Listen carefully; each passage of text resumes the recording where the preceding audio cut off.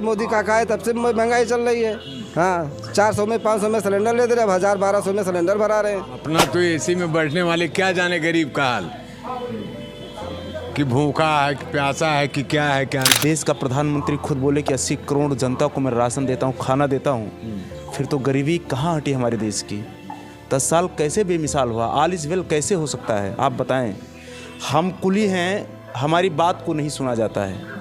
हमारे रोजगार को चौपट किया गया, कारपोरेट के हाथों में सारी चीज़ें सौंपी जा रही हैं और जो मजदूर वर्ग है वो तबाह होता चला जा रहा है। कौन सुनेगा इसकी बात को? विपक्ष ख़त्म कर दिया जा रहा है। जो सवाल खड़ा करेगा उसकी सवाल को सुना नहीं जाता है। इसे ऑल इज़ वेल कहेंगे? मैं तो नहीं मानता कि ऑल इज़ वेल हो सकता है। ऐसा मतलब हो सकता नहीं, हो सकता, कभी नहीं हो सकता। किसी की आवाज़ को रौंद दिया जाए, दबा दिया जाए, सुना ना जाए, ऑल इज़ वेल बोल दिया जाए, इस वेल वेल माना जाए तो वेल का मतलब बहुत अच्छा होता है। ये अच्छा नहीं है। ये देश का दुर्भाग्य है कि जिस देश का प्रधानमंत्री बोले कि मेरे देश के 80 करोड़ लोगों को मैं राशन देता हूँ, अगले 5 साल तक दूंगा। मतलब अभी तो आप गरीब हैं लेकिन मेरी सरकार आएगी तो मैं आपको और गरीब बनाऊंगा। ये ऐलान करता हमारे देश का प्रधानमंत्री। ऐसा प्रधानमंत्री नहीं चाहिए। वो कहे कि मैं आपके लिए ऐसा कुछ बेहतर लाऊंगा इस देश के अंदर कि 5 साल के पहले आपको राशन लेना बंद कर देना पड़ेगा, आपको राशन की ज़रूरत नहीं पड़ेगी, आपको हमारे आगे हाथ फैलाने की ज़रूरत नहीं पड़ेगी। ये हमारे देश के प्रधानमंत्री को बोलना चाहिए, बल्कि ये नहीं बोलना चाहिए कि आने वाले 5 साल तक मैं आपको राशन दूंगा। ये नहीं बोलना चाहिए। ये गलत है तो गलत है।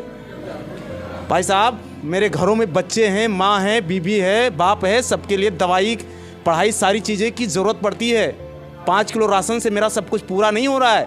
मेरा बच्चा कैसे फॉलो करेगा बताइए? मैं अपने बच्चे को रोटी नहीं दे पा रहा हूँ, मैं अपने परिवार के लिए खुराक नहीं दे पा रहा हूँ, और आप मेरे बच्चे वही कंपटीशन उसी तरीके से करा रहे हैं। और आप ये कहते हैं कि आपका बच्चा पढ़ने में ठीक नहीं है। जो पढ़ने में ठीक है बच्चे, उनको लिया जा रहा है। अरे आप व्यवस्था तो तय कीजिए। हमारे जो ओबीसी, एसटी, एससी के जो लोग थे बड़ी मात्रा में, मैं आपको बता दूं, इस चैनल के माध्यम से मैं सरकार को बताना चाहता हूं, आज देश के अंदर जो कॉर्पोरेट को लेके आए हैं, आप देखिए इस रेल के अंदर, रेल की बहुत सारी वैकेंसियों को, चतुर्श्रेणी कर्मचारियों को ख़त्म कर दिया गया, ग्रेड ख़त्म कर दिया गया, बहुत सारे पद ख़त्म कर दिए गए। हमारे एसटी, एससी, ओबीसी के तमाम सारे लोग जो बहुत अच्छे पैसे वाले नहीं थे, उनके बच्चे कम पैसे में प्राइमरी स्कूल में पढ़ करके, सरकारी स्कूल में पढ़ करके जाकर के कंपटीशन में बैठते थे। उतना हाईएस्ट कंपटीशन नहीं बीट कर पाते थे तो कम से कम चतुर्श्रेणी कर्मचारी तो जाकर के बन जाते थे। उनका परिवार आगे जाकर के अच्छा हो जाता था। वो अपने बच्चे को पढ़ा करके आईएएस बना लेते थे। लेकिन आपने ये इस व्यवस्था को चौपट कर दिया, ख़त्म कर दिया, सत्यानाश कर दिया, देश का सब कुछ बर्बाद कर दिया। और आज आप एक चपरासी, एक रिक्शे वाले के बच्चे, एक मोची के बच्चे को, एक कुली के बच्चे को और एक आईएएस के बच्चे को, सबके बच्चों को एक साथ कंपटीशन में बैठा दे रहे हैं। कहाँ से मेरा बच्चा पास होगा?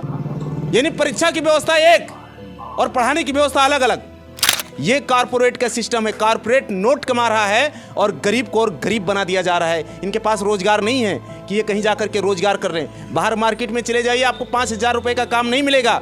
सरकार ने कहा कि 5 लाख लोग जो अनथराइज तरीके से बिजनेस कर रहे थे, उनके बिजनेस पर जो है मोदी सरकार ने जो है रोक लगाया, धावा किया, जाँच किया, तमाम सारी चीज़ें। आपको हम बता दें कि वो जितने लोग अनथराइज लोग थे वो भी हमारे देश के लोग थे। परिवर्तन तो होना ही चाहिए। परिवर्तन ये इस हिसाब से देश नहीं चल पाएगा।